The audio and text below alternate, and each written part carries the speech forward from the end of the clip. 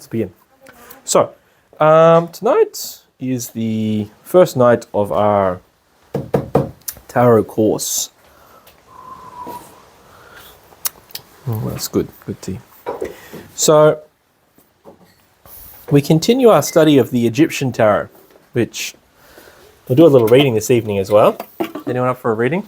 I'll be the what do you call it? The next victim of a posted reading that we did. Fantastic. So we're continuing our study of the Egyptian Tarot. For those who are new here tonight, the tarot that we use here in Gnosis is the Egyptian Tarot. It's quite different to the standard Rider-Waite or Western Tarot that people usually use. It's the main cards are fairly similar, but the rest, or the small, what they call the minor cards, are all unique. Whereas in the other ones, they're like in a sort of a, what do you call it, suits, like clubs, pentacles, I believe it is. In fact, playing cards are based upon the Western Tarot. That's what they were. But this is the original tarot. This is the very, very old, tarot. And most of the tarots you get nowadays are just reskins or rethemes of the Western Tarot. But this is not that. This isn't just an Egyptian theme on the Western Tarot. This is an entirely different form of tarot. Just so that we know that. Because you go online, you buy yourself a Western Tarot deck. It's, instead of staffs, it's going to have like Egyptian flails, and instead of instead of pentacles, it's got scarabs, but it's not Egyptian. Okay. Let's begin. Okay, so as I said, each one of the tarot cards represents a different page in the book of the great esoteric study. Yeah, each one of them really is a part of the internal path that each person is meant to walk. And the use of tarot cards as prediction is sort of a side note. The real depth of the tarot cards is in their teachings, each one offering a different, unique teaching, both physically, psychologically, and esoterically. Yeah. So in this one here, we're going to go into all the symbolism within the card, not necessarily for prediction. In fact, prediction is just like this part here, but so that we can understand the teachings, the Gnostic teachings, the esoteric teachings hidden within these sort of beautiful tarot inscriptions. Yeah. So, okay. So the first one is the Magician. Yeah. And I'll just briefly go through all the aspects that are on the card, and then we'll go a bit more deeply into the teaching that we find contained within it. So firstly here, we have, as I said, the three sections. We talked about this last week. You have the superior worlds, you have the sort of physical world and situation, and then in the bottom you have the sexual waters. Yeah. This tarot takes into account in every single circumstance the sexual waters, which is important because, as we know, this is literally the hub of all human activity. Something very important to the Gnostic person is the transmutation and the work with the waters. So, okay, so you've got these three aspects. So in the upper aspect of the card, we have this little symbol or sigil, which refers to Kether of the Kabbalah. So this refers to this one here, right at the very top. And Kether is the father, the highest part of the being. Yeah. The eyes then also represent Kether, but they represent the eyes of the father. I'm going to talk a little bit more about the father as we go through.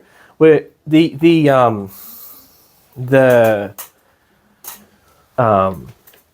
ben Pandera, the Christ, gave us a beautiful teaching to understand the three primary forces by simply referring to them as Father, Mother, and Son, so that we could understand really deeply what it means to have a connection with that really high part of the being, as opposed to first, second, and third logos, which are just like, logos just means word, by the way, okay? Unless you want to be esoteric and go, logos sounds cool. But the word logos just means word, yeah?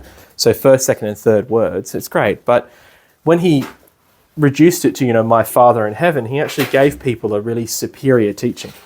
So in the top, we have the eyes of Ra, or the eyes of the Father, which represents the highest part of the being. And the highest part of the being is watching down and looking upon us. But there's something we have to understand in Gnosis, which is there are many parts of the being. When I talk about my being, when I talk about the innermost or Atman, Kabbalistically, I'm actually just referring to, like, I should have drawn a Kabbalah on the board, I always forget.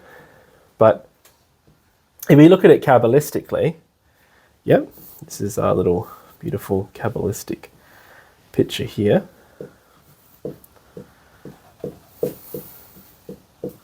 Like that. If we look at it Kabbalistically, this is Kether, this is the Father. Then we have the Son, and then what's called the Holy Spirit or the Divine Mother.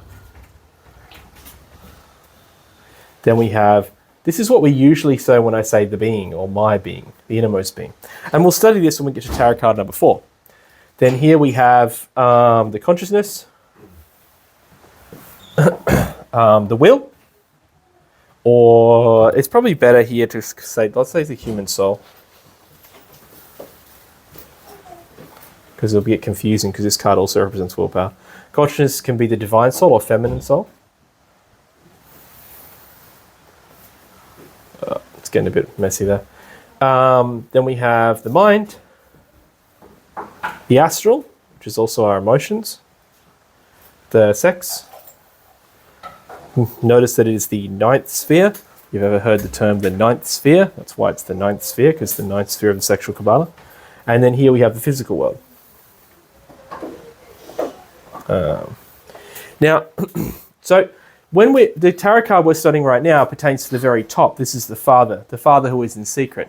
This is when the Christ said, "My Father in heaven," this is what he's talking about, the highest part of the being. But there's actually many parts of the being. In fact, there's like, for instance, there's parts of the being, like they have what's called the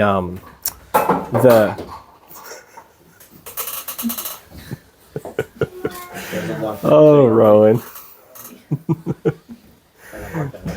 Very nice, darling. But yeah, so we have the Father, which is the highest part of the being. And then we have many parts. Like, for instance, one of the parts of the being is what's called the koan, which means within ourselves, there is a part of us that is actually it's similar to our conscience, that actually talks directly to the law. And that's how that's how our karma is processed from life to life. When the karma is weighed, we have that nice picture over here. When the karma is weighed upon the scale, when our heart is weighed, it's actually the koan that makes sure that this particular process is done properly. You know? So the essence actually tells the truth. So that part of the being comes out to tell all in the truth. Yeah, that's the koan, that part of the being. And so there's many parts of the being. Yeah. But when I say my being, my internal being, I'm talking about my own inner God, my own inner being. When I'm talking about the Father, it's the highest part of that being. And so this is what we're studying here. And to explain that, if we were to imagine, because mythology teaches us really beautifully these sorts of archetypes, yeah, they can become a little obscure when we're studying them in different esoteric schools. But here, yeah, the Father is like Merlin, and I don't know if you've ever seen the movie Excalibur or studied any Arthurian legend, but Merlin's very interesting in the way that he sort of decides to do things. Merlin, in one sense, begins the entire process. Yeah, he actually is the one who starts off the entire process of everything. He's the one who takes the Arthur from Uther. He's the one who creates the sword and the stone. He's the one who creates the prophecies.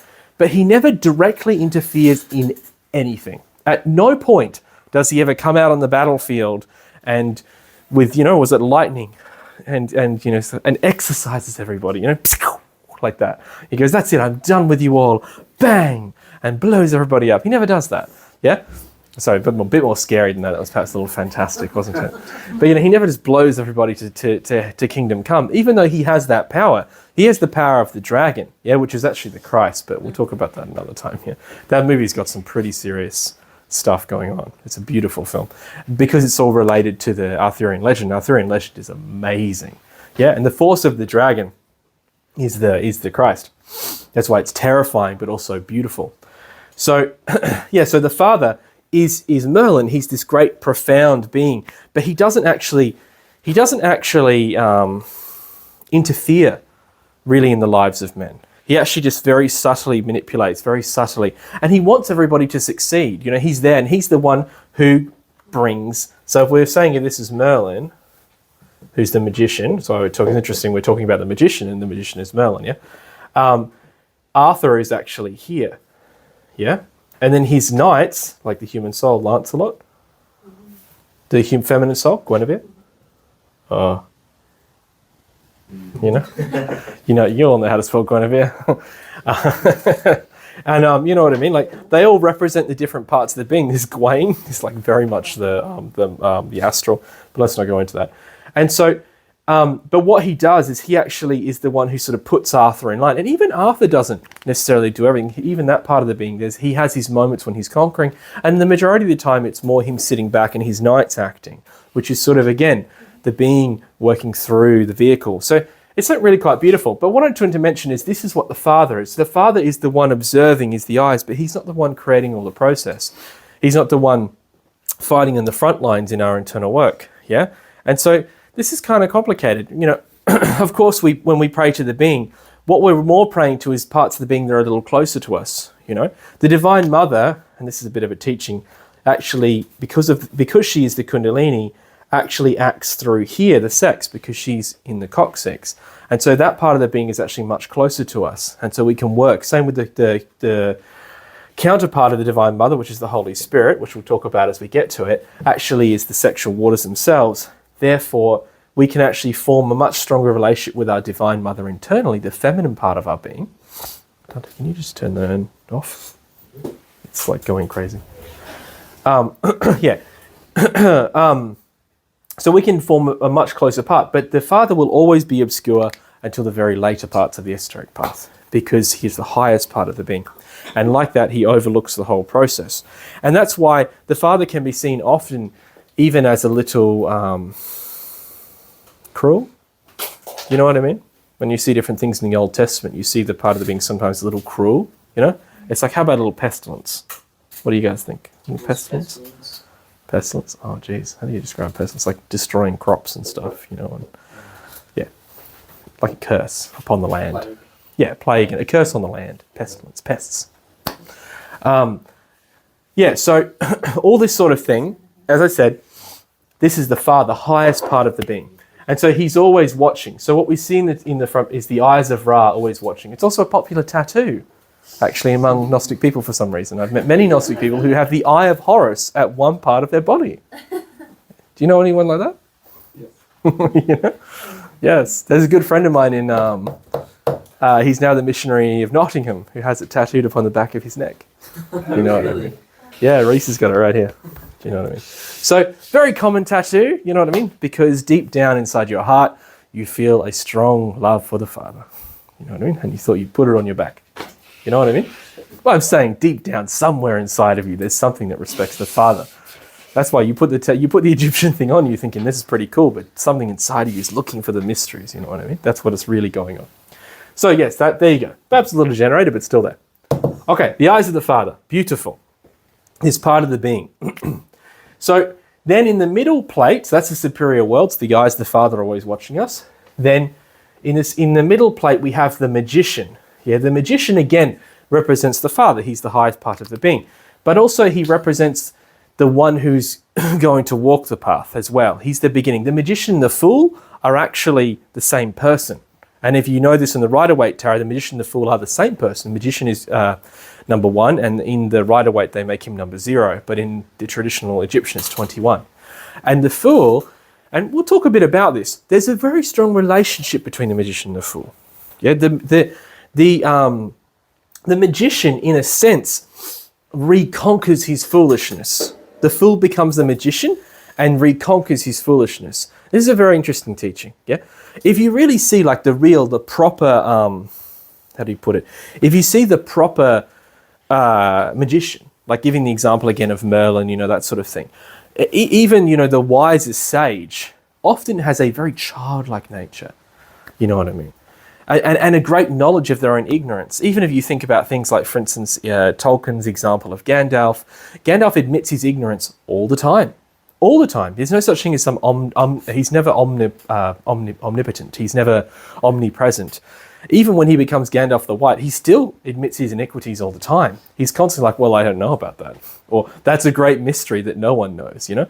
And the same thing with Merlin, you know, there's always something smarter than yourself as he fails to catch a fish, you know? And all this sorts of stuff. And there's often like a childlike nature.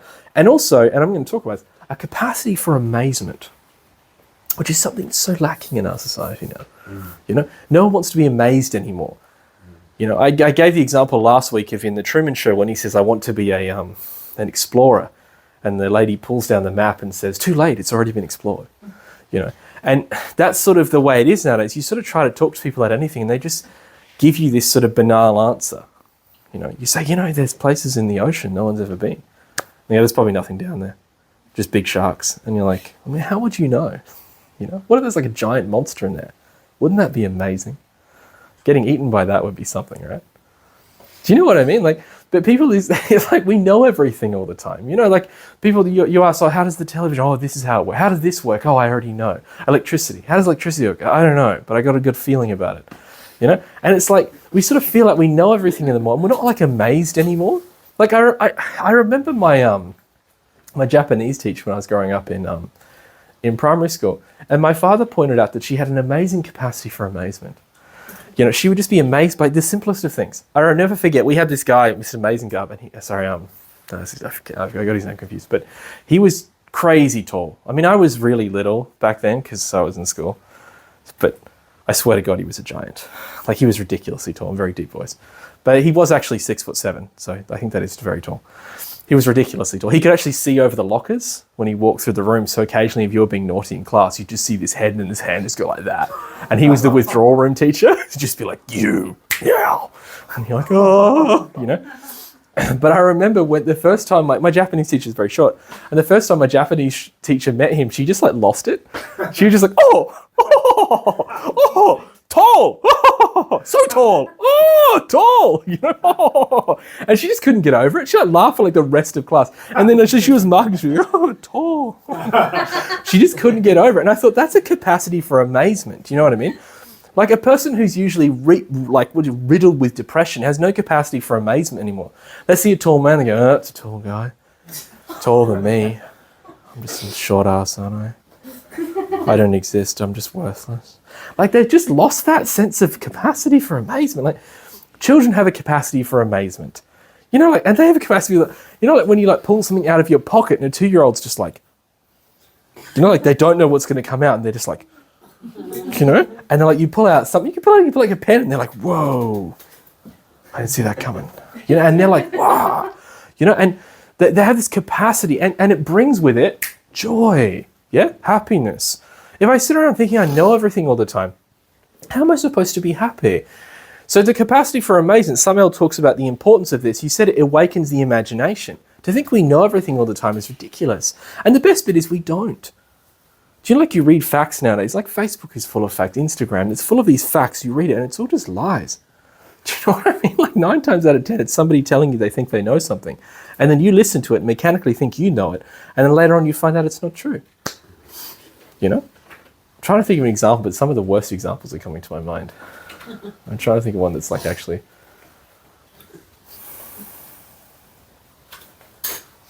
I can't think of one that's class appropriate. There's just a really inappropriate one about South Park stuck firmly in my mind. But just, you know, like just having an incorrect concept. You know, when you're a kid and you have an incorrect concept about something in the world, and then, you know, some of those weird concepts that get broken like really late in life? Like you have a weird idea about how something's made and then someone goes and tells you, that's not how, no, that's crazy. That's not how that actually happens. Like, and you're like, I thought I knew that. Like, I thought I knew how that worked. I thought I understood that.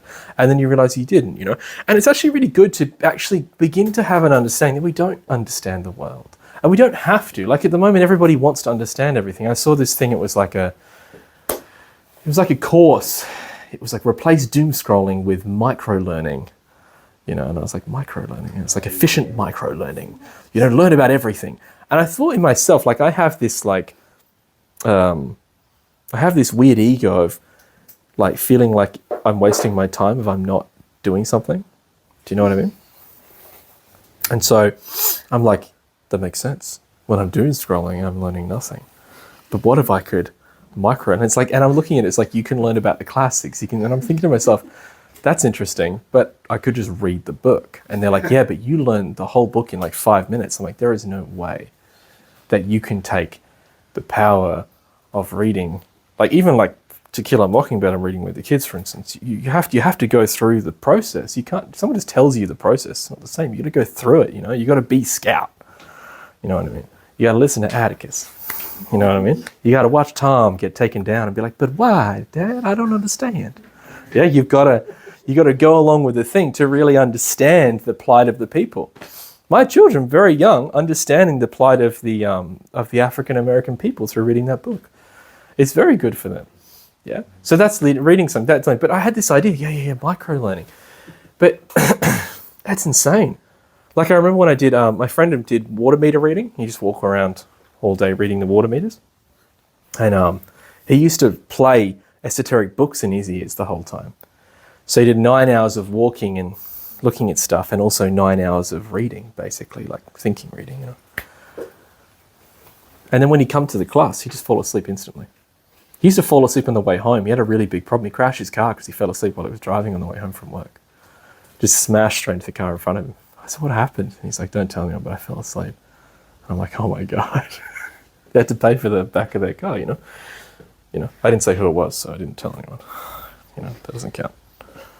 So anyway, but so, but like we feel like I want to be learning all this stuff, but all you're doing is just adding more and more and more. It's actually quite nice to not know things sometimes, to be amazed. As I said, my father was really good at this when I was growing up. I wanted to know everything, and I was a know-it-all at the age of 7.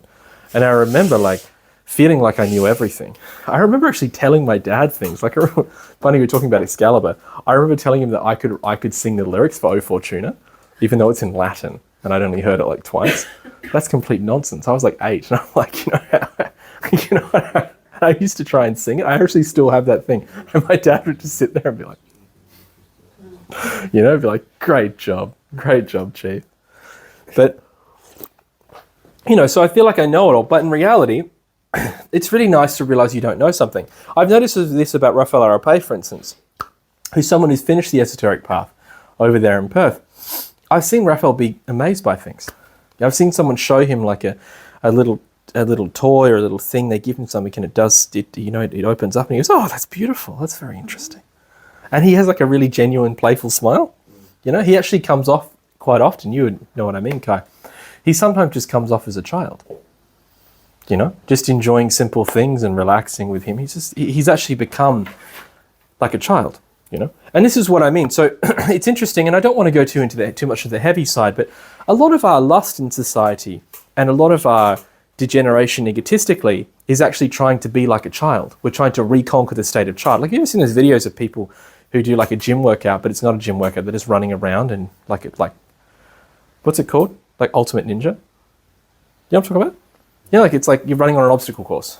Oh, right. Yeah. But you're an adult. But you're running on an obstacle course. But you're an adult. Sorry? It's a Ninja Warrior? Yeah. But you're an adult. And you know what I mean? Like, and so it's a bit strange. Like if I imagine being like back in the 90s being like 10 years old or something, I couldn't imagine the old people then doing it now. Like, it would consider to be extremely strange. You know what I mean? Everyone would be like, that's not very manly of it, is it, to run around? Where now it's like, look how manly I am. I'm doing a special Zelda workout routine or something. It's like, okay. But I'm not sure but what I'm trying to say is I can see why they're doing it, because they want to have the childlike state again. Do you understand what I mean? That's what they want. The same thing, and I don't know, it's rough, but like the lustful man desiring the young woman, it's because he wants the childlike state again. That's what he wants, even though he's like 60. Yeah? That's what he wants. Do you know what I mean? And even just a young guy, like 20 or something, so I'm trying to say, but he wants that childlike state. That's what that ego is. Really, that ego is an essence that's confused. Because that's actually what the esoteric path is all about. The esoteric path is the reconquering of innocence. Yeah? You ever watch that movie, The Legend? Beautiful. With Tim Curry as the devil. Beautiful movie. Tom Cruise as the human soul. This is like before I got his teeth fixed, so it's like when it was like good Tom Cruise. And I remember like it's a marvelous. There's a bit where the demons, are coming after the young lady. She's got the unicorns coming after her. He goes, innocence. He desires her innocence because he's become so dark. That's what's happened to us. So what the magician has done is he has actually reconquered the childlike state again. And this is very rare. The Zen Buddhist reconquers it again. When you see the Zen sage, you know what I mean? He's there, like a playful child. Dalai Lama, perfect example. Dalai Lama was like a big kid. You know what I mean? You put him in a situation and he's like a labradoodle. He just causes problems. You know, he just bounces around and everyone's like, we must control the situation. He's sort of like, really? You know what I mean? I feel like we should just have fun. You know what I mean? Everyone's like, no, it's not fun. This is MasterChef. It's not supposed to be fun. You know what I mean? It's supposed to be sad and intense and emotional. You know what I mean? It's like fun's an emotion. You know, and he just like, it just doesn't work. I've watched him with like political leaders and they're trying to like just sledge him and he's just like laughing and carrying on and, you know, makes a joke. And I remember when I met Sogyal Rinpoche, and Sogyal Rinpoche was giving this talk in Brisbane, and this was in Adelaide actually before that.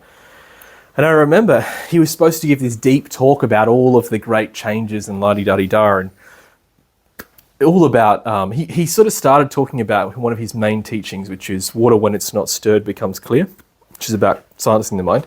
The people just weren't coping.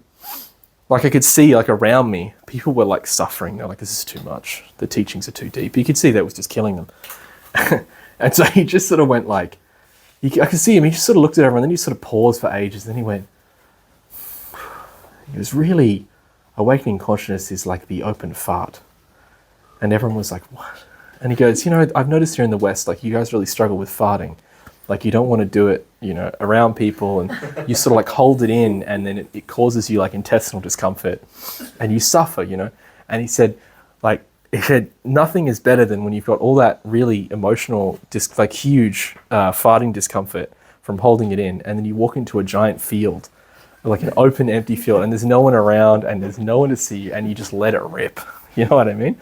And he said, that's what it's like. He's like, it's like letting out all this pent up energy. And he just went on with this for like an hour.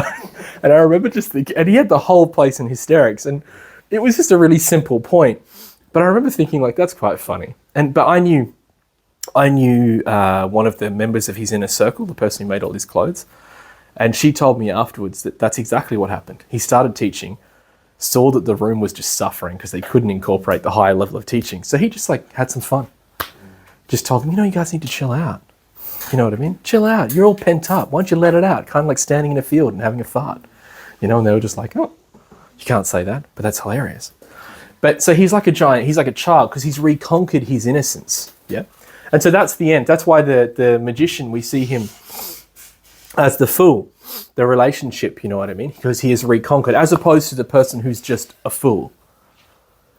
You know what I mean? You see them everywhere. They're all over the place nowadays. You know what I mean? People who just become foolish. You know what I mean? They don't like society, so they just don't deal with society. And you know what I mean? Like they just become very foolish in their way of acting. You know, they just become like a burden on all their friends. You know what I mean? Like they just sort of trying to act like a child again, you know, but you're an adult.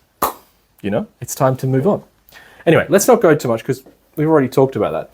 So I said, that's the magician. He is a symbol of wisdom, power. He has reconquered his innocence, if you understand what I mean. But in this particular picture, he's pointing down, and Samael says the altar that's in front of him is in disarray. He says that these items are not where they should be. You know, really they should be in a line. The sword should be at the front, facing right. The vase should be in the middle, and this is a moon, and it should be a sun. Yeah, and so what he says is this is actually the beginning of the path. So what we have is actually the beginning, the initiation, the start. You know, this is the very beginning of the path. And so here he is about to go through all of that. He's about to actually cast his stone and rework it. He's going to go through the path again in order to reconquer his innocence again, to go through it again. You know, so in his hand is the staff of power. He has a little symbol here that you're going to see more and more and more in these tarot cards, which is he has this little Kundalini serpent here on his head. It's very important because in the tarot cards, this distinguishes between a master, a person who is awake, and just like a regular person. It's very important for our tarot card work because, like understanding the tarot cards, because obviously if someone is not a master, that changes the element on the card. You understand what I mean? If the person we're seeing could represent a part of the being or represent an awakened being, then that's what we're seeing. But if not, if we're just seeing like a common, you know, asleep individual, then he's not going to have that symbol on his head. You understand? Like for instance, here in the Hanged Man, the apostolate, he's not the master. There's no Kundalini fire. He's just a regular man. Yeah, he's one who is going to eventually walk the esoteric path. and go through the ordeals, as opposed to this one here, which is an awakened individual, one who's finished the path. But what we have here is the one at the end, but he's about to begin again. Yeah, so really it's the beginning. So talking more, he has here on his little apron, which is very big symbol for the Masons. The Masons like aprons. You guys ever noticed that the Masonic people are really into aprons, like aprons? Women are also into aprons, but you're not allowed to be a Mason and have an apron. Only men can have a Masonic apron, but women can have a different apron. It's just... Anyway, it seems confusing at first. So he has this apron, and the apron represents the three primary forces. As we said, it represents this here. These three here, the Father, Son, and the Holy Spirit. The three parts of the being, Ra, etc. He's dressed in the war robe. This is like a little chainmail here, representing the fights and battles he's going to have ahead. He's a little war helmet.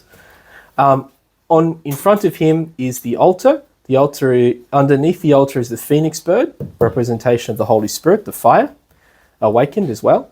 Here on the table, as we said, there's a sword, which represents will. It also represents the masculine sexual organ, the masculine force. You have the vase that represents the feminine, or the chalice, often, that we use here in Gnosis.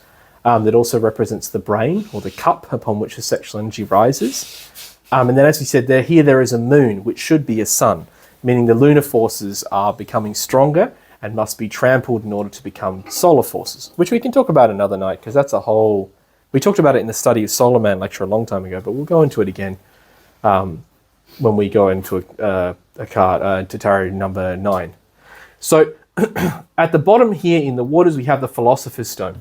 And the Philosopher's Stone here is the chiseled stone, represents the end of the esoteric path. If you go into the Mason halls, the big Masonic halls, they have, as you walk in, a big rough stone, and on the other side they have a chiseled stone, representing the rough nature. Remember, we say sexual nature because our entire nature, our whole nature, as it is, as we are, is rough and hard, and then it becomes chiseled into this perfect nature. And that is the process of the entire esoteric path, creating the perfect philosophical stone, like that. And so here, again, he is going to commence upon the path of creating the perfect philosophical stone. Okay, so the other points are unity, which I'll talk to in a minute. Being number 1, it's unity, and also the beginning. I didn't write beginning on the board. However, the other very important point here is that we're talking about wisdom. Yeah. So the magician is the one of wisdom. So what does it mean to have wisdom? Do you know what I mean? Wisdom's kind of tricky. Is it the same as intelligence, perhaps? Is it the same as cleverness? Do you know, like a person can be clever or astute, Knowledge. That's right. Pardon, sorry?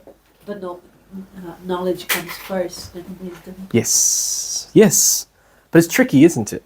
Do you know? It's kind of a tricky one, Because I was thinking, like the clever man, the man who, you meet people who are like swindlers, people who take scammers is the modern word, And sometimes the things they do are pretty, amazing.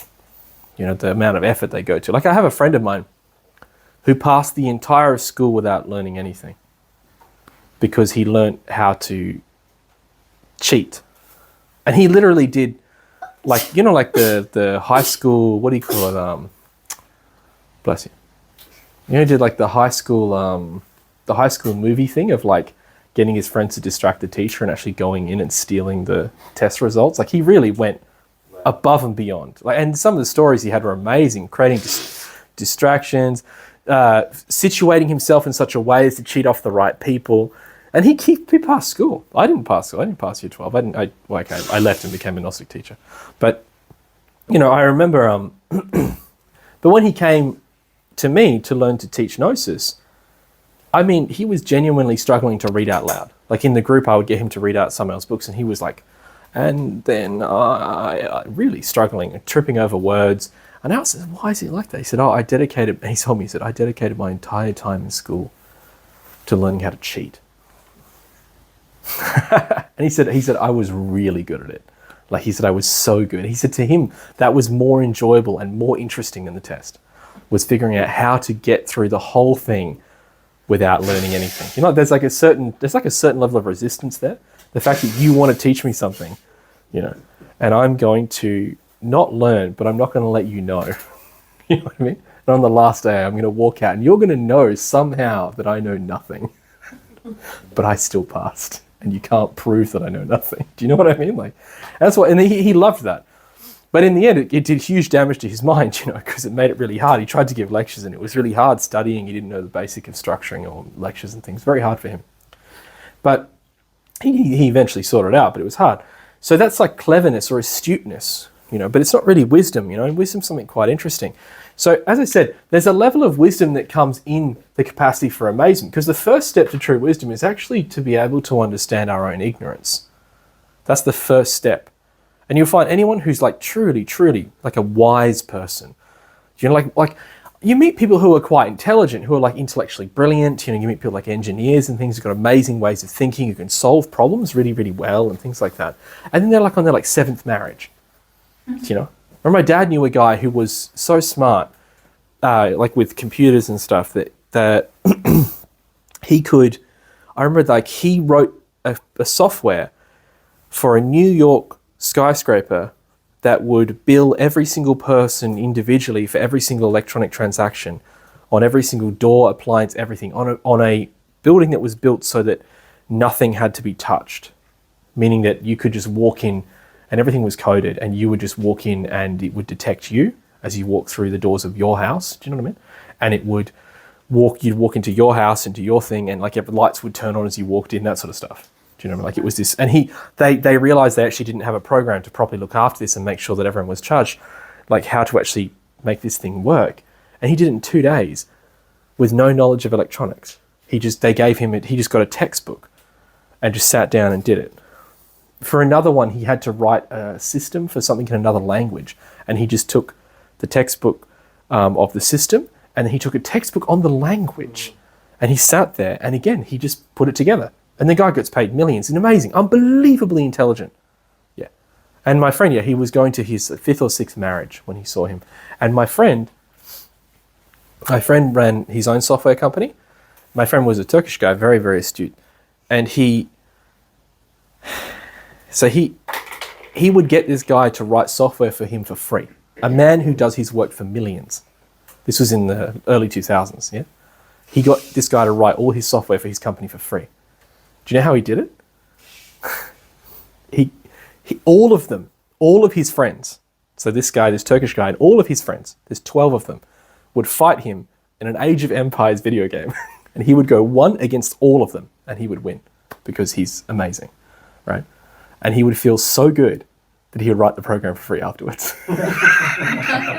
And they liked doing it, because they were crazy. I went to go and see them once, and it's a long story, but they all live in a share house, not the main guy, but his workers all live in a share house and pay him rent. You've got to understand businessmen.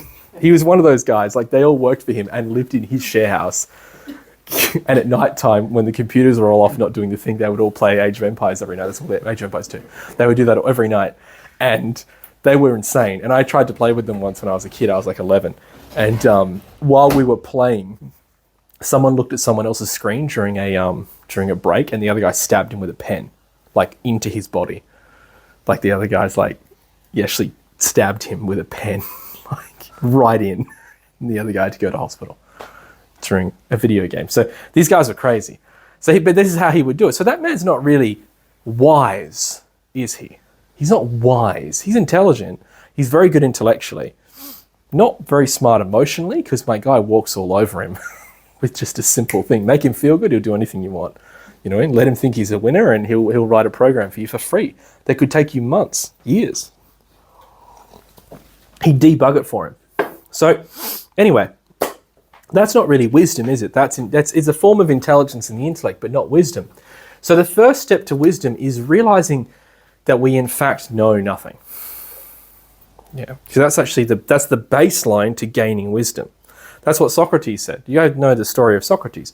Socrates was was said by the oracle at Delphi, who was, I mean, I guess people would consider Elon Musk to be the smartest person in the world at the moment, right? He's the richest. He's the richest, yeah. Socrates. Sorry?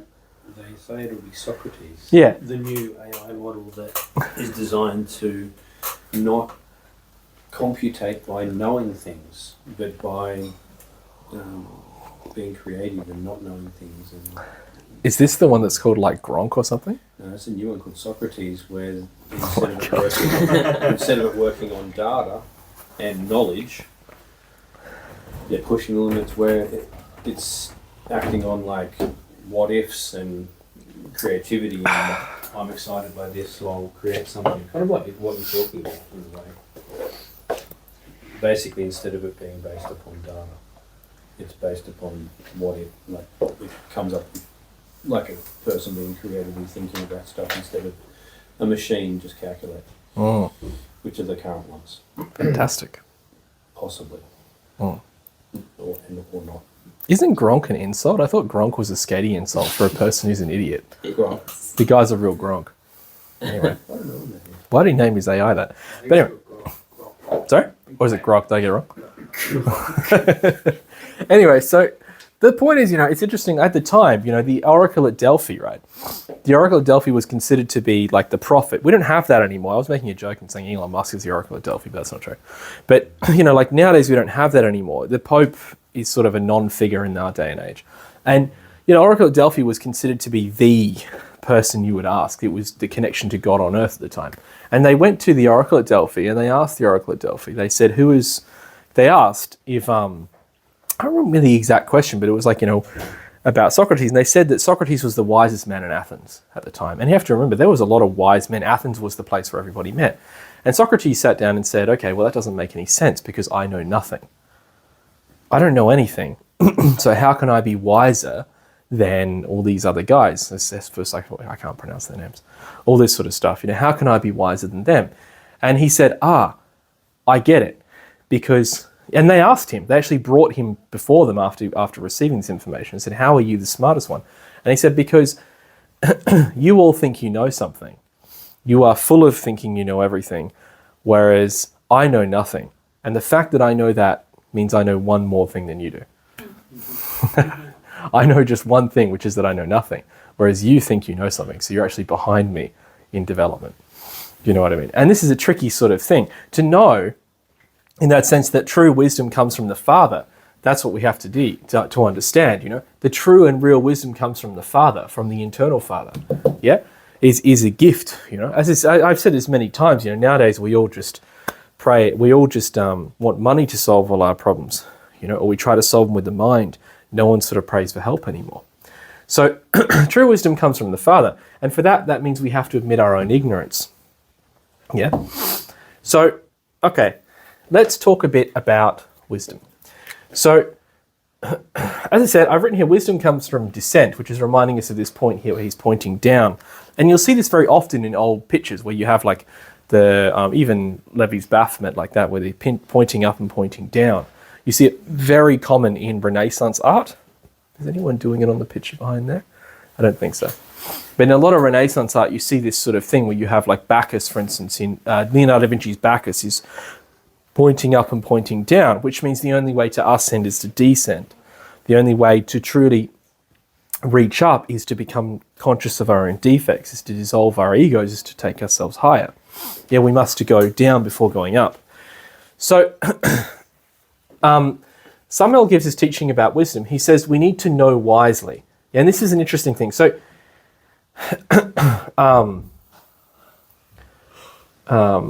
what this comes from is in Samael's teaching, he uses the word saber, which is Spanish, and means to know, but it means to know wisely. And he says, and often it gets mistranslated. I think in Glorian they just write to know.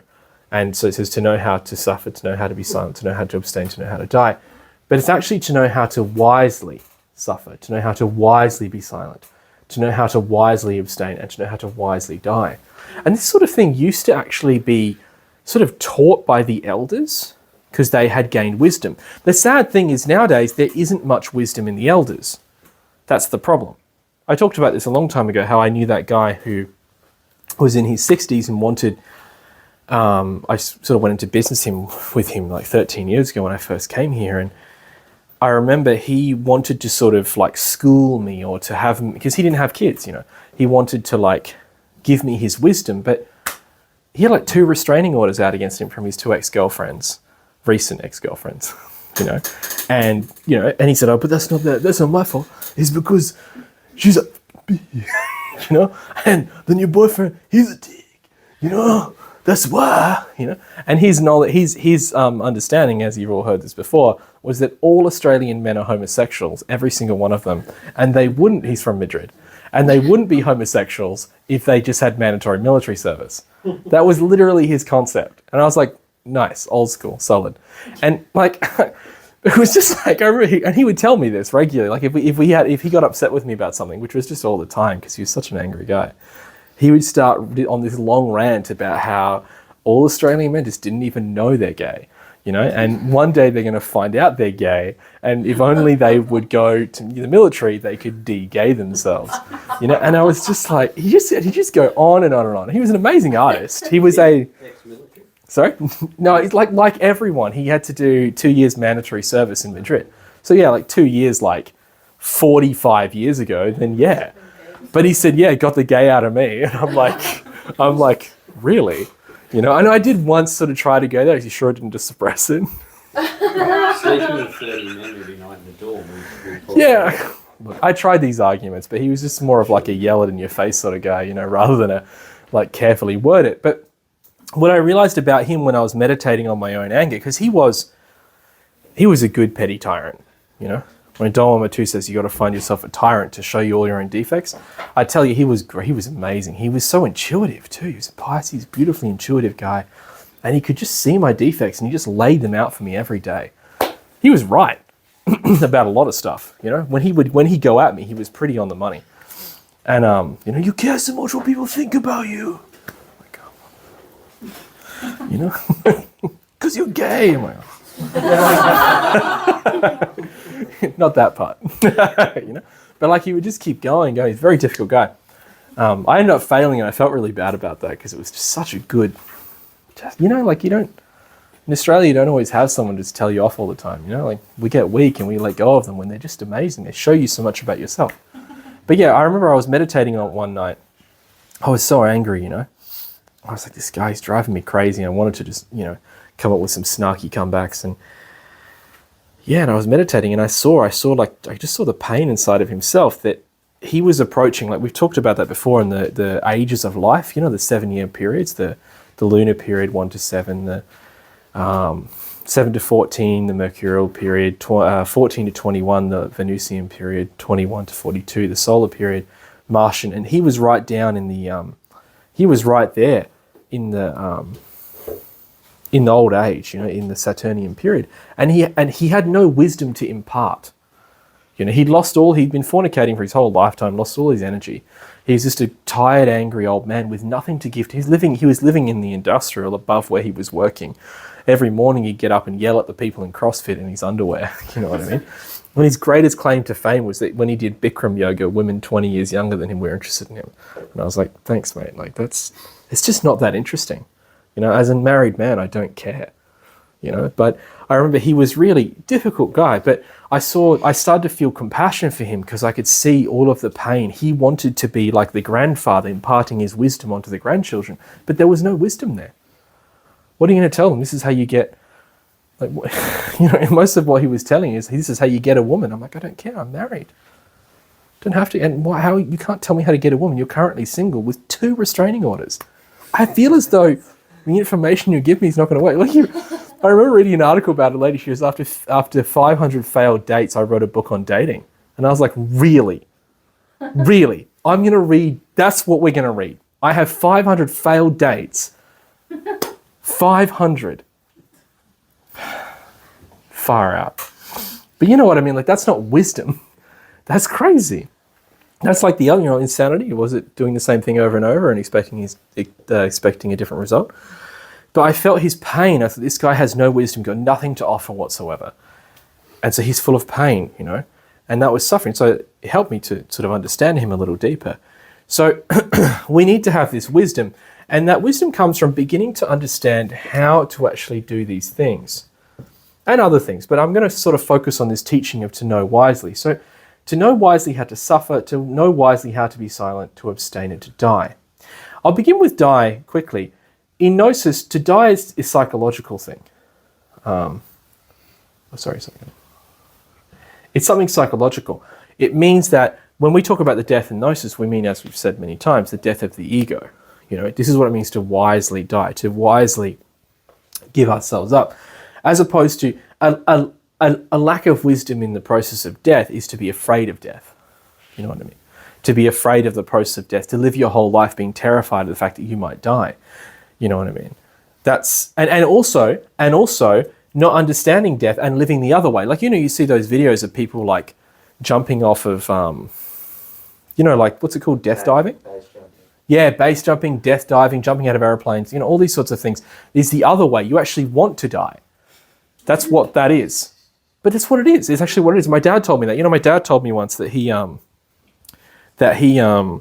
when he was late teens, he did a stunt once, which I guess nowadays would be the sort of thing you put on Instagram, but in the 70s, there was no Instagram. The 80s, you know, especially in Townsville. You know, I think they only just got Instagram last week in Townsville. That's a joke about backward Queensland communities. Anyway, let's keep going. So I remember, he said he climbed out the passenger window across the top of the car at 100 k's an hour, across the outside of the top of the car and back in through the passenger window, so he'd grab a beer and then try and back. You know what I mean? And so I then got back like, give me a second, I'm just going to get the other side again. And so like 100 k's an hour. Do you know what I mean? Like, and I remember my father said he was reflecting on it in meditation one night, and he realized that when he was younger, he actually just wanted to die. You know, and again, this is the essence misunderstanding. Like I said earlier, the essence actually wants to die so that it can go back to the absolute, so that it can experience life free in its motion again. It doesn't want to have the ego anymore. But misconstrued, that ego then searches for death. And it goes the thrill, you know. I could have slipped off and gone, that would have been it. That would have been the end of it. Wow. Really makes you feel alive, right? You know, nothing makes you feel alive like almost dying. And it's like, you know, when I see these things, you know, like you see this, like, guy does an amazing feat as he swims under ice for like a kilometer. And I'm like, what are you doing? Like, what do your family think about this? You know, like, oh, we're so supportive. Like, oh, you though? Like, why don't you go like feed the homeless or something? Like, why don't you go do something? You know, like, there's more things to do in the world than like almost kill yourself publicly, you know? Yep. Or walk up Everest in your underpants. Is that a thing? Yeah, that's Wim Hof. Oh, Wim Hof. Yeah. Oh, he's a local legend. Yeah, Luke does music with it. Oh, yeah, Luke. Yeah. That's right. But yeah. Exactly. You know, all these sorts of things. You know, again, we've got this death wish, you know what I mean, inside myself. So this is what I'm saying. This comes from a lack of knowledge. And so what you would actually say is this is quite unwise behavior. You know what I mean? Like throwing yourself off a rock 25 meters above sea level into the water and you know, and hoping you don't die because you've learned how to not die doing that is just unwise. It's an unwise decision. You know, people stop and go, are you sure? You know, and you're like, no, man, it's going to be amazing. You know, my body is it's a super thing. It's going to be fine. I'm like, yeah, but you know, like you don't really have to do this. And so that's the whole thing, right? This is what it is a lack of wisdom in the understanding of death. And the same thing, the person who lives, you know, like in the bubble, you know, like you go into the house and everything's locked, you know, everything's locked. You come in and they're wearing like a mask. And then the whole house is like, you know, like grandma's house and everything's in plastic. You don't want to touch anything because you might get a germ. You know what I mean? That's, again, a misunderstanding of death. If I understood that death is a great release, I wouldn't be afraid of death anymore. The hospital is built upon the fear of death. Hospitals could actually be really beautiful places. You could have like nature. Have you guys ever seen the movie Patch Adams? It's like an old 90s movie. Yeah? Robin Williams, the king of comedy of his day. But I remember, it's just like he runs, it's a true story. It's about a man who lived his whole life just healing people as a doctor. But he just had a house and he just let people come and he would just heal them for free. And that's what he did. You know what I mean? He just healed the people like that. Because the standard doctor system didn't like him. He was one of those ones, he pioneered the laughter as the best medicine system. You know, he wanted people to be happy. So he started palliative care, which was just a house in the middle of nowhere. People could just come. And some of these people actually got healed just by enjoying their lives and just, you know, going and riding a horse and being happy and learning to be happy again. And so, again, this is a good understanding of death. Whereas we go through this process now, sometimes we're prolonging life to an insanity. Do you know? Because the people are just afraid of death. You know, and then we flip back and go, okay, now euthanasia, you're allowed to kill yourself. And I'm like, well, I feel like we were about to get there and then we just missed, like ridiculously missed, like unbelievably missed. On one side, we're like, protect everyone, extend life as long as humanly possible. And then somehow along the line, it got a bit too much, you know, where we're keeping someone alive forever, you know, and they're half dead. They don't want to live. Like I remember my friend who works at the old folks home says that literally a very large amount of the people, they say, I just want to die. It's like, wow, that's quite macabre, is it not? You imagine going to work and going, how are you going to? I just want to die. Like, wow, far out. I mean, admittedly, I've worked in cafes where everyone used to say that too. So after a few months, I was like, you know, this just isn't my vibe. You know, just not getting it. You know, just not feeling it anymore. You know, the I want to kill myself vibe. But again, so we've actually, this is an incorrect, there's a lack of wisdom in the field of death. And that's why I would say the person who's you said, two people not living because they're so afraid of death, this is a lack of wisdom in the field of death. And that's the lack of, you know, the elders as well. You know. Of course. So that thing, just brief that, I've done a lot in this space, but that thing of young men between 14 and 17, it's very natural that they want to go to the place of death, and traditionally the elders would take them there. Yep. You know, not by putting them in cars at 100 kilometres an hour with beer. Is there other one over there? But other methodologies. Yeah. So they were just basically to teach them to respect life. Yes, of course. But it was done. It was old wise people were doing the process. Whereas now the young men are trying to do that themselves through crazy acts, getting themselves as close to death as they possibly can. But it's an innate craving for the wisdom of the respect of life through touching close to death. It just doesn't have a wisdom around it right now. They're trying to find the wisdom of death. Yes. Yeah. Instead of being supported to do that by wise people, they're just doing it on electric bikes at 150 kilometres an hour at night with the lights off or whatever. Sick. They need to do. Sorry. Yeah, I know what you mean. I know exactly what you mean. So it's that misconnection. That's right.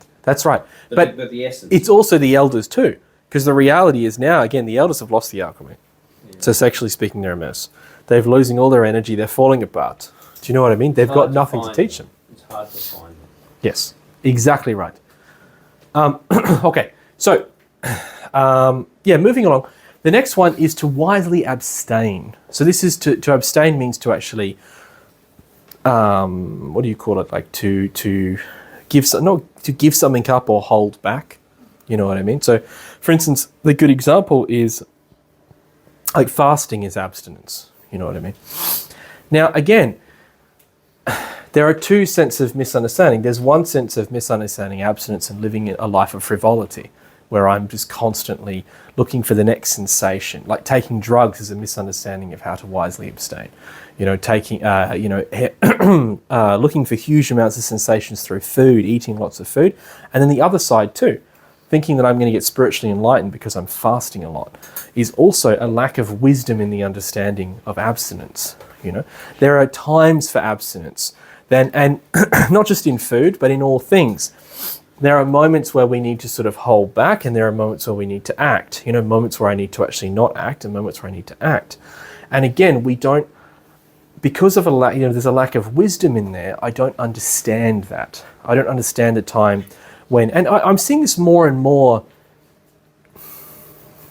in the sort of interconnected world that we live in the world of, how do you put it,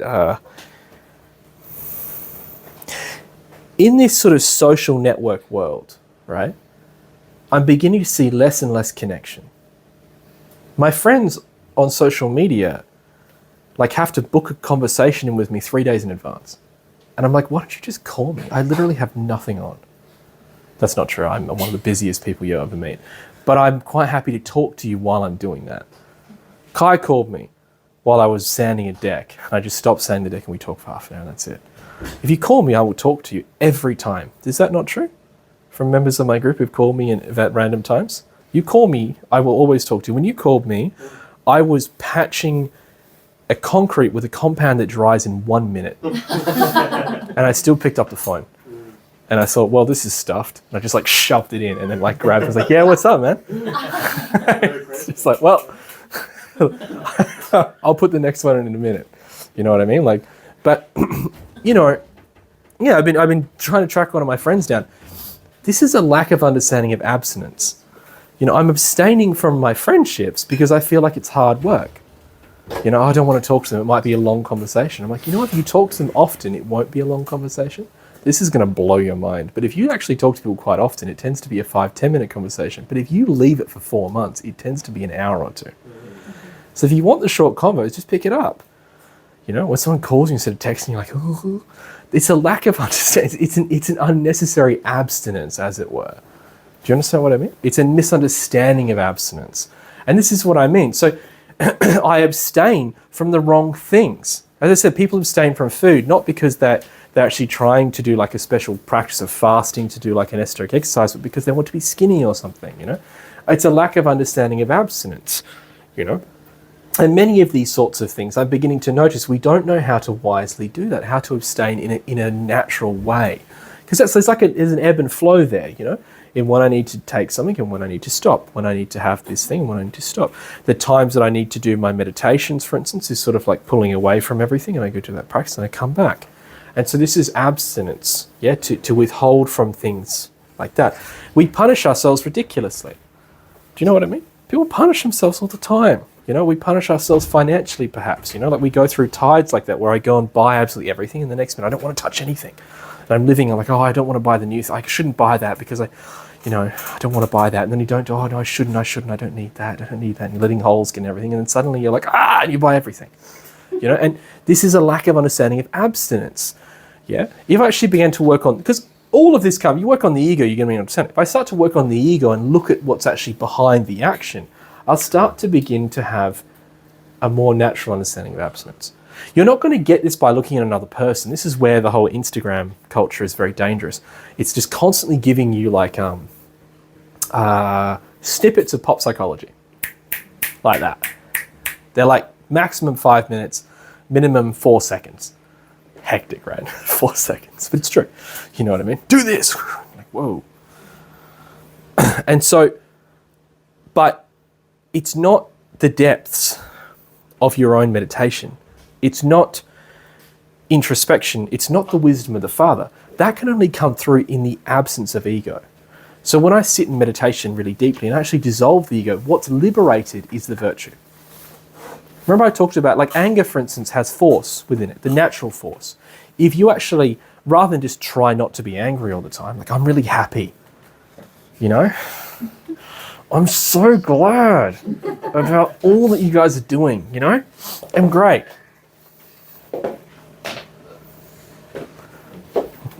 My anger's in my toes.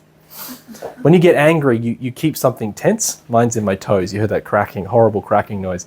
When I get really annoyed, I tense my toes up like that because you can't. Try to get angry without tensing. It's actually not possible.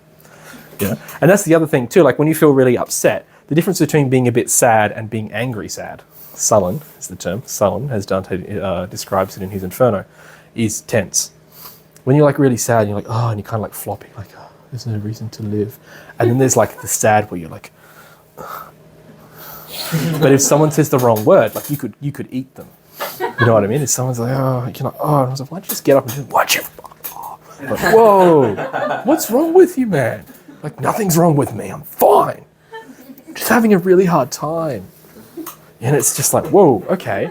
So again, if I actually remove from within myself the anger, if I learn to dissolve the anger, the absence of anger, yeah, the because remember, within the anger is the essence trapped and it's lost. It thinks that in order to have force, in order to be strong, I have to do what the anger wants. If I want to be strong, I've got to put that guy down.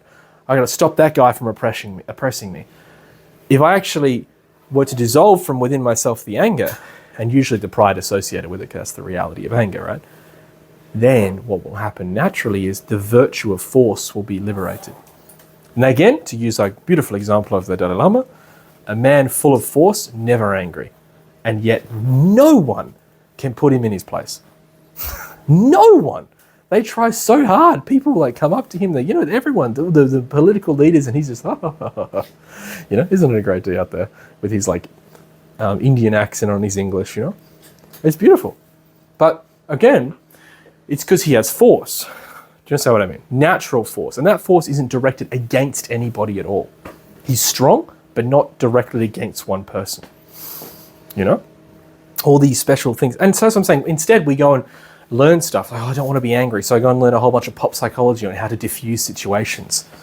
You know what I mean? Move your head like this or like that. And the other person will naturally, instinctively understand not to look at you. It's like, what? Do you know what I mean?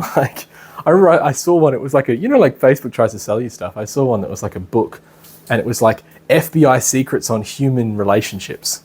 Become a master of your social situations. And I was like, what is this? Like, why would I do this? It's become, and then underneath it's like become the part of the party or something. Like, wait, what?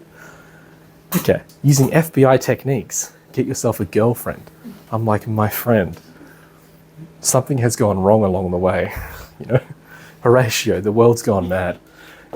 So anyway, let's continue on. So to be silent, wonderful. So to find silence within ourselves. Again, silence is often one of the most commonly misunderstood ones. We think if I'm quiet, therefore I'm a that person who's really quiet is a very good person. Do you know what I mean? When in reality, the mind is often very active in the quiet person. A person can be really quiet, but in the mind they're like, that person looked at me. That's weird. And the mind is quite mad, if you understand what I mean. So, and there are moments where we have to be silent, of course, you know what I mean? And some of those moments can be, as I said, when we have a problem with somebody or an argument, sometimes silence is definitely the best answer. Where actually talking with them is just going to cause a problem.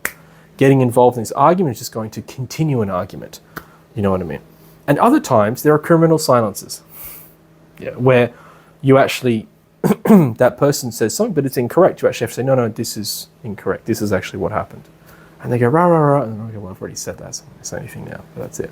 Do you understand what I mean? There are moments, like you imagine what's the really famous one? The famous one is Spider-Man. Do you know what I mean?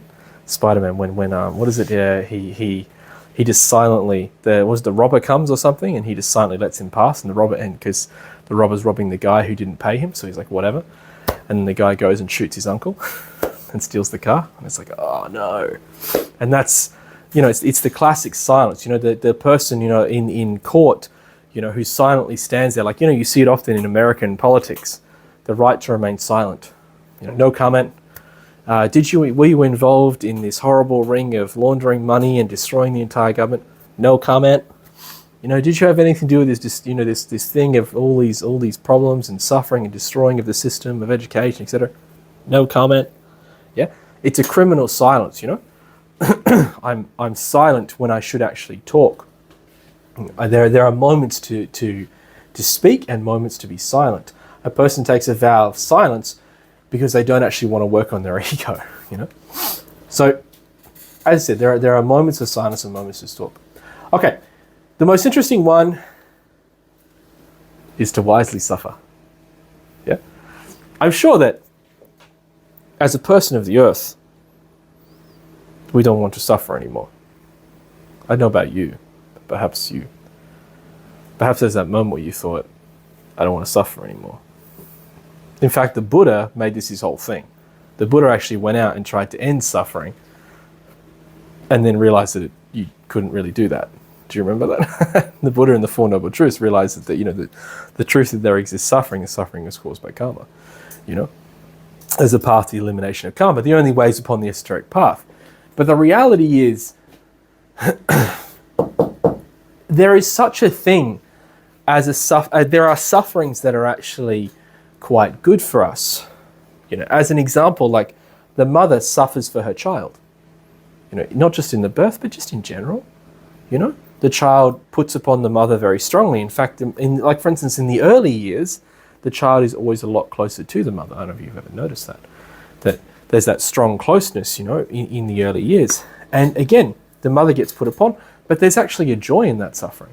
You know what I mean? There's actually a lot of, like, the child can keep you up all night, but like, actually I have the perfect example. I remember listening to a podcast like 10 years ago now, and it was of a study they did in an American school where, you know, they got those like babies, those fake babies, yeah, and they but they're like computer babies, you know, like Matrix, and I remember the lady who was doing this study, it was on This American Life. She recorded she asked two of the girls who were given these babies. The whole idea is they were trying to drop the teenage pregnancy rate, and she gave two of them like a recording device to record their week of dealing with this baby. You know what I mean? This thing that would just scream and cry at you, etc., etc. And I kind of disagree with this whole system, because I feel like you often miss the other side of like the joy of the baby. Like, it's just a plastic. Like, I remember, this is horrible, but when I was growing up, I had a very eclectic upbringing, and I grew up in like half of my life in like the richest part of Adelaide, and the other half in like the roughest ever, because my best friend was in like the other side of town. Anyway, I remember his sister. She was she was a predator. Do you know what that means? Like, she was a predator. I remember she used to look at boys and she would just look them up and down, you know. She was just a full-on girl. Full on. She was 15 and she scared me. As a 13-year-old, I was terrified of her. She was just full on. And they gave her one of those babies because she was in a really rough school. And started crying at night. She just went and took it out to the pool shed and just stuck it underneath the giant pile. Like, you know, the pool mat? She just stuck it on the pool mat. She just left it there for the entire week. Because she forgot about it. So at night time it went off. And she was like, oh, stuff this. And she just shoved it under the pool matting. And then she forgot about it. And then they told her, like, you're supposed to bring it in for the what do you call it? The marking period. And they brought it in. And because she forgot about it. So she brought it in and she's like, oh, there it is. And it was like water damage. And just like, she tried to like scrub it, so she doused it in bleach. She covered it in bleach and like scrubbed it. And then it stuffed up all of the clothes. So it just ruined it completely. So she's like, oh shit. She covered it in bleach. She scrubbed it all up. Ruined it completely. She tried all sorts of other cleaning products. Just totally destroyed this thing. Like, its face was all brown still and mangled. She left it there for a whole week underneath. And it was like raining and oh my god. Anyway, and it was just like, and then she brought it in. They like plug it in and it tells you how long it cried for, like, because you're supposed to pick it up every time. And the guy was like, the guy just goes, the battery's dead. He's like, and he goes, and he plugs it in and it like charges up. And she was just sort of that chick, you'd just be like, she was like that. She was just full on. Yeah, the only time that we ever got along was I used to dress up like a bit of an emo punk in the day, and she got all close with me once because she wanted to borrow my clothes so she'd go to a Green Day concert. And I was like, why are you treating... I actually tried to look at her and said, why are you treating me well? And she's like, okay, fine, I want your shoes. I'm like, what? I had these really rough-looking shoes. She's like, they look amazing. They're perfect for the concert. And I really want to sleep with the lead singer of Green Day. And I'm like, well, that's not going to happen. You're 16. And she was like, just give me the shoes, damn it. And I'm like, all right. But I remember... I'm going to have to cut that out. That's hectic. It's such a horrible story. But I remember, like, the guy plugged the thing in and he just goes, it's dead. Oh my god, like, the battery's dead. Like, he's like, that's the way he said it, goes, this thing's dead. And so he charges it back up. And then he does it. And he just goes, this is unbelievable. He goes, I've never seen anything like this before. He goes, this is the longest cry time. He said it ran out of battery because you just let it constantly cry the entire time. She's like, some sort of record, huh? Like, it was just, I could not believe it, you know what I mean? And when she told the school, they were like, it was just trashed. They were just horrified. These are like $3,000 like special high-end babies, you know what I mean? Like back in, it was like 2006 or something. Anyway, you know. But anyway, I digress. So in this other story, they got these two young girls to do this thing. They gave them the baby, they gave them this thing, they got to go through it.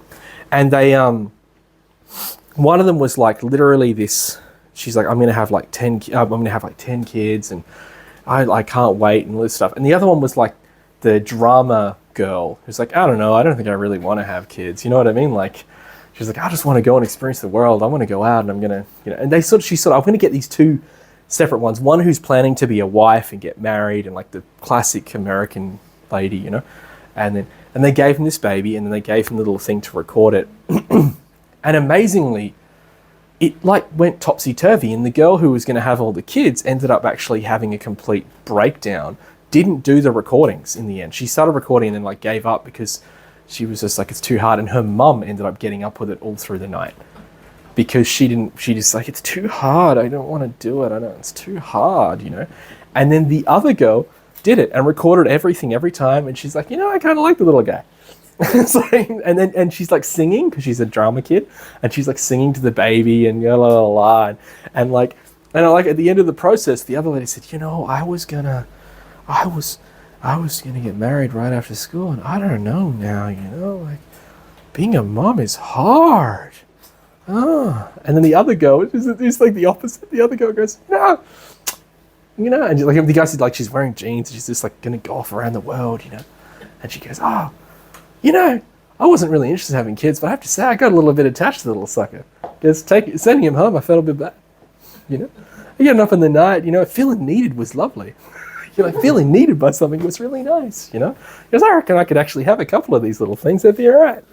You know, and it's like I like the lady went and talked to the person who directed the program. He goes, has this ever happened before? Have you ever actually used the program system what make them not want to have kids? Have you ever actually had a person come back and say they want kids after this? And he's like, no, actually, but whatever, you know. But you know, this is suffering. So she's getting up in the night and she's suffering. But you see, there's the love there, you know. Okay, that one's a bit of a messy story, but when a mum really loves the child, you just get up and you know, poor little baby. And yes, you are suffering, you are tired, you know. But this is a conscious suffering. In Gnosis, we would call this a voluntary suffering, meaning I'm entering into, I know it's a suffering, but I do it anyway. You know, and as a Gnostic, we should work on our ego. Otherwise, eventually you get upset. Otherwise, you know, when your kid leaves home when he's 18, you're like, man, I got up every night for you. You know what I did for you? I did everything for you. I used to wake up, I pat you on the back, and you just spit up on me. You know, yeah. And now look at you. You don't want to be an engineer and look after your mama. Yeah, you're going to be a Gnostic. You disgust me. You know, what are you going to be as a Gnostic? Nothing. You know, and this has happened to a lot of Gnostic people. You know what I mean?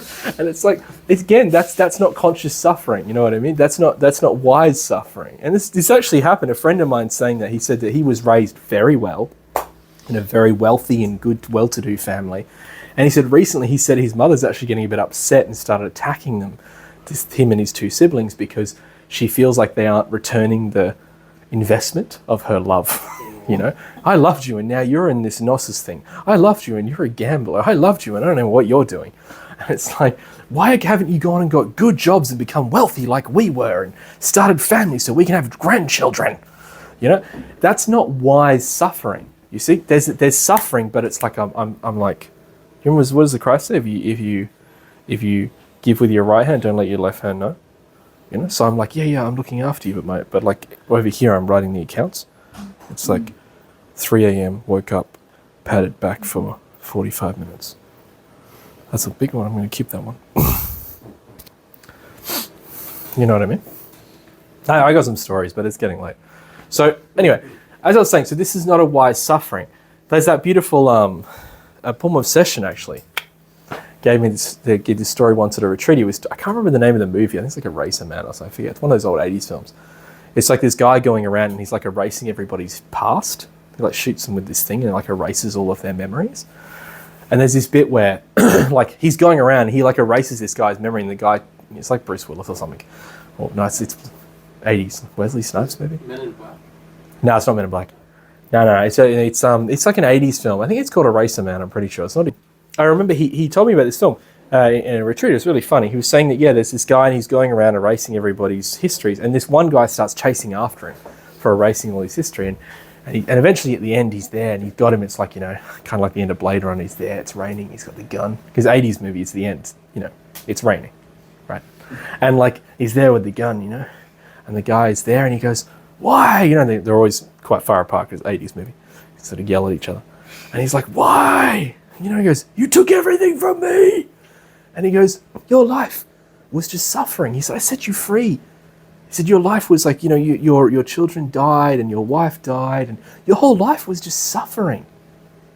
And the guy said, yeah, but it was my suffering. Bang, bang, bang, bang, bang. And it's 80s movie, so lots of bullets and the guy has to like shake around. You know, and, you know, like, that's, again, it's not wise suffering, isn't it? You know, suffering is a currency nowadays. I use suffering as currency. Do you know what I mean? I keep tabs on people. I keep tabs. So I suffer, but I keep a tab on all my suffering. I'm willing to work hard as long as I get money. I've seen that, I don't like that psychology, but I've seen it around a lot lately there. What is it? The reward for hard work is being given more work. This is a terrible way of thinking. Do you know what I mean? I've seen it before. It says the reward for the hardest worker in the workplace is getting more work. Know your value. I'm like, come on. That's such a horrible way of thinking. Do you know what I mean? What you're actually creating is a workplace of people who don't want to work. You're creating a whole generation of people who feel as though that they shouldn't have to work. That's ridiculous. If you give more work, that's great. You can do more work. Do you know what I mean? Finish the job, keep going. Do the next thing. But this is the nonsense, you know? I remember working with a friend of mine and it was exactly that. He was doing some painting and then he said, he goes, oh, we haven't got much painting to do after this. So he said, so paint slow. I'm like, what? He's paint slow. He says paint slow because, you know, like I haven't got anything for the afternoon. So paint slow. So like we're going to like just we could have finished in like an hour, but he's like, stretch it out to 5 hours so that we can get paid for a full day's work. It's like, I'm like, really?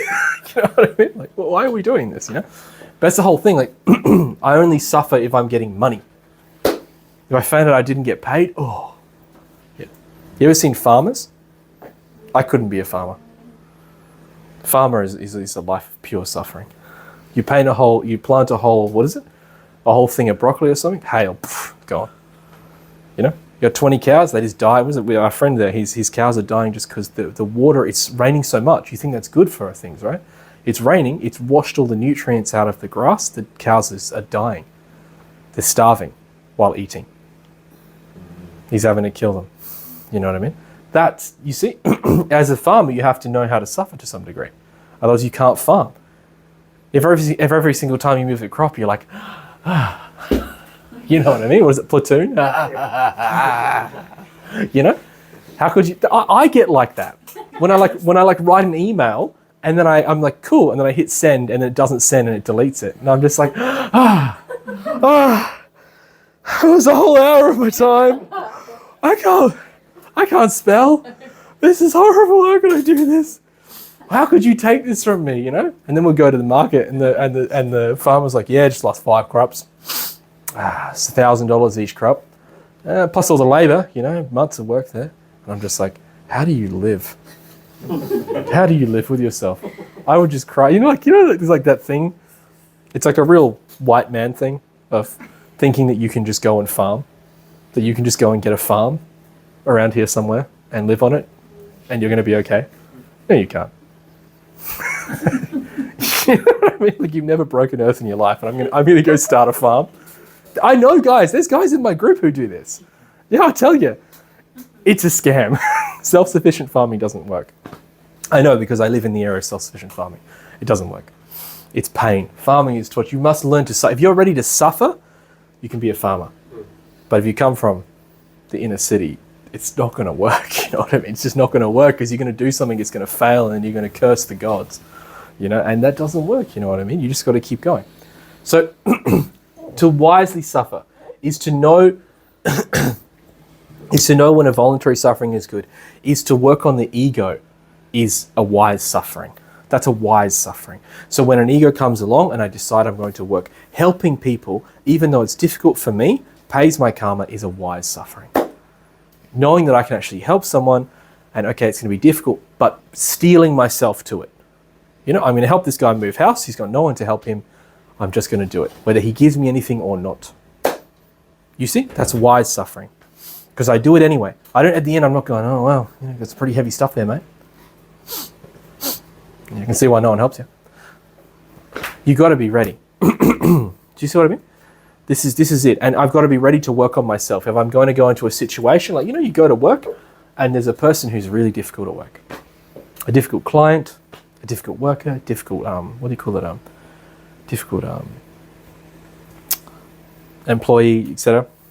And we do a meditation.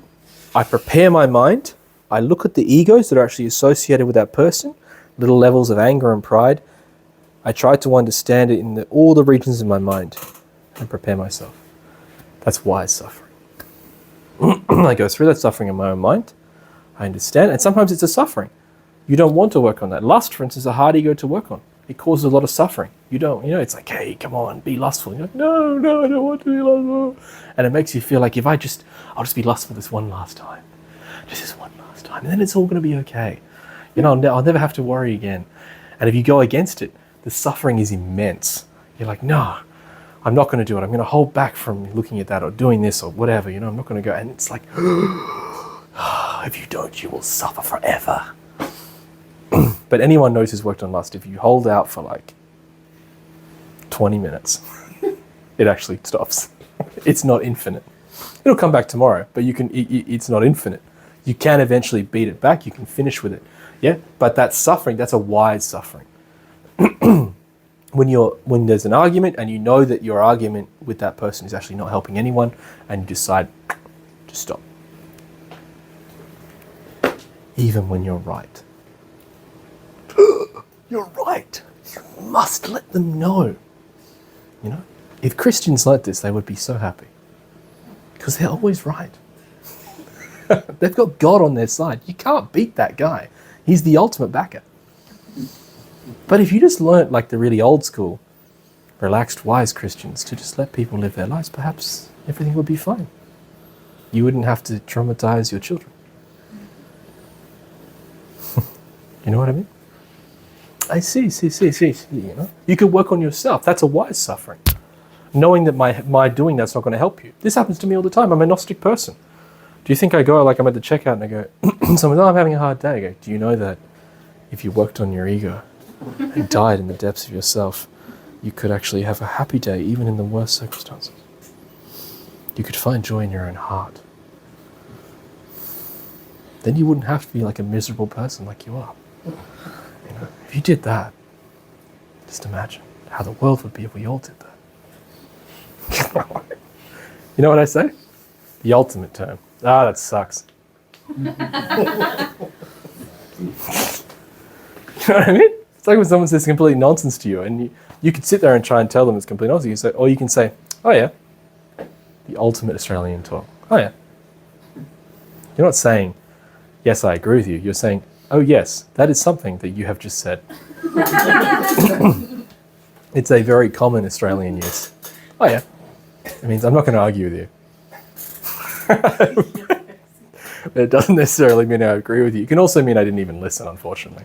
But you're going to have to learn. There's the nuance of Australian culture there. You know what I mean? Anyway, we could talk all night. We can give a whole retreat on wise suffering. That's a really large part of working on the ego, is learning when to suffer, yeah, rather than the other ways. Of course, self-compassion is not wise suffering. I put myself through huge amounts of suffering for no reason. Do you know what I mean? As I said, the person who puts himself through huge suffering to, I don't know, get a lot of money, to get the right job and all this sort of stuff, and then in the end, all of that was just a waste of time. You suffer all day. And like I knew guys who were working like 160-hour weeks, you know, to get money. And it's like, that's not wise suffering. You're actually tearing yourself asunder. You're driving yourself insane. For what? A house? Like, who cares? You know what I mean? It's just a house. After you have it, it's not that great, you know? So we can do all that, put myself through so much suffering. But at the same time, I can't sit through a 15-minute meditation.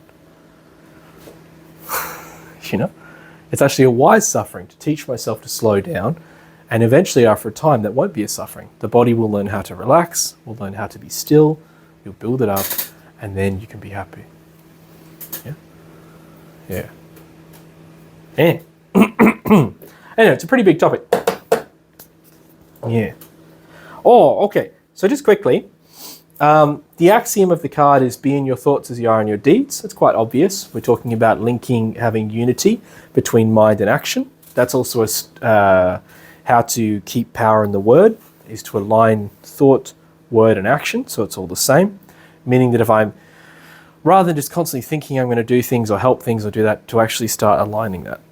So if I'm going to do something, if I'm going to help someone, I just do it. If I give someone my word, I fulfill it. Even if it means that it's going to be difficult for me, at least I'll learn not to give my word frivolously in the future. You know what I mean?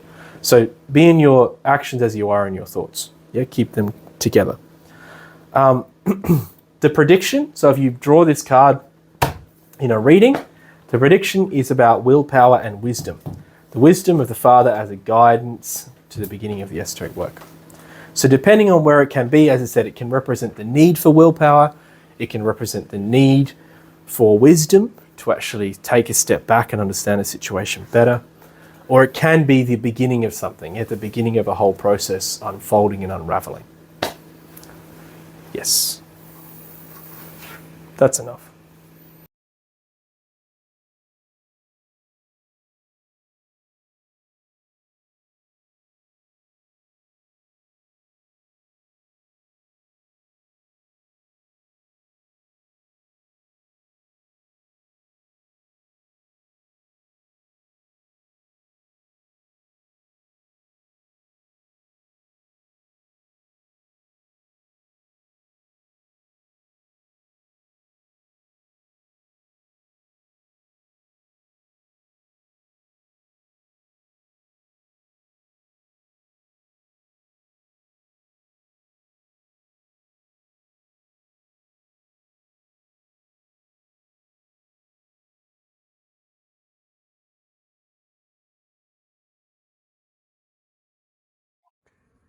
Turn the lights back on.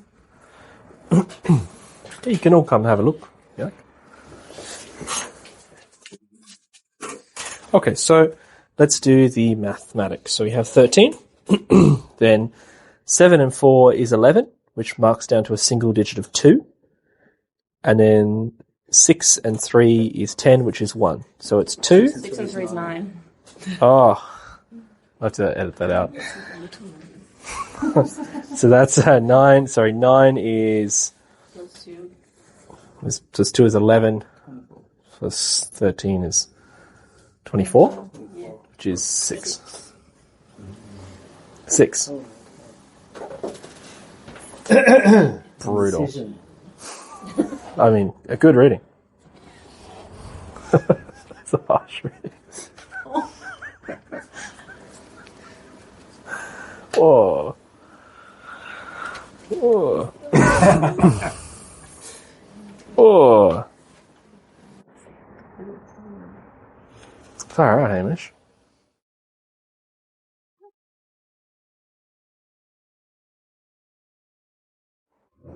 What's your feeling about it? Well, I look at death, I think working on myself. Offering, works done, to do, I'm doing now. Communion, relationship with my interior, maybe. And then indecision. Just karma.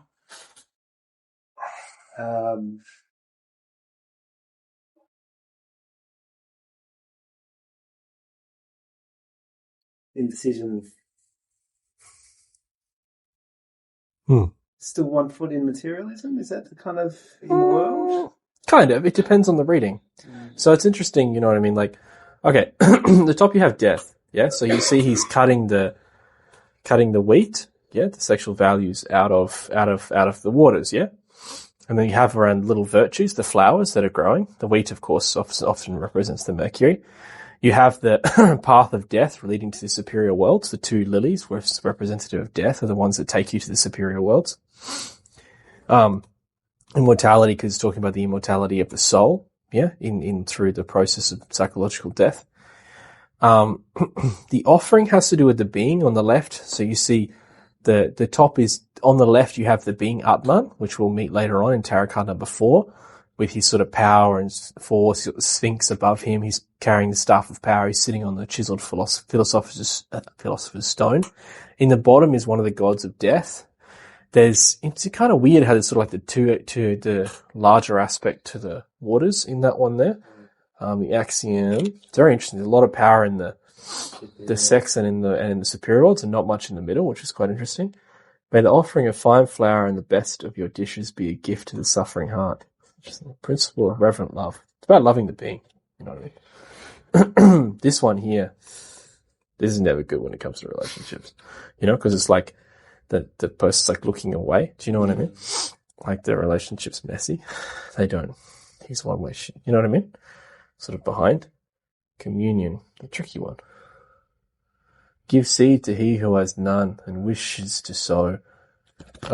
So give seed to who has none and wishes to sow, and advice to he who, not knowing, wishes to be certain. The principle of unity and diversity. Share your happiness, empathize with the suffering of others. Don't destroy yourself. So you sort of have a person sort of sitting away. They should be like getting closer to the being, becoming closer with the Divine Mother. Do you see what I mean? He's sort of like turning the other way, and she's reaching out, but he's kind of like, oh. Do you know what I mean? He's not facing. You see what I mean? He's sort of like a bit reserved, as it were. In the bottom is the fire. Yeah. I don't know what the symbols in the top mean. The fire could have something, the star could have something to do with the human soul, but it's hard to tell. Indecision. This has to do with definition. Yeah. It's a tricky card. Lord, you give me works for with them strength. Yeah. This is a very interesting one. This is in the Rider-Waite Tarot. That one's called the Lovers. You know, it's often, and what you have there, I really like the Egyptian version of this, because you see the man plunged into the sexual waters, and he's within the what do you call it, the triangle, and the triangle is like the negative, it's mind, sex, and desire, you know, and he's like right down in them, you know, really influenced by them, and he's got on one side he's got the beautiful priestess wife, also representing his Divine Mother internally. This card can often mean an actual relationship thing, like you meet someone. It's interesting because in Arc Tarot, the best card for a relationship is number 19, the Philosopher's Stone, the Lovers and Under the Sun. But this one is like a bit more messy.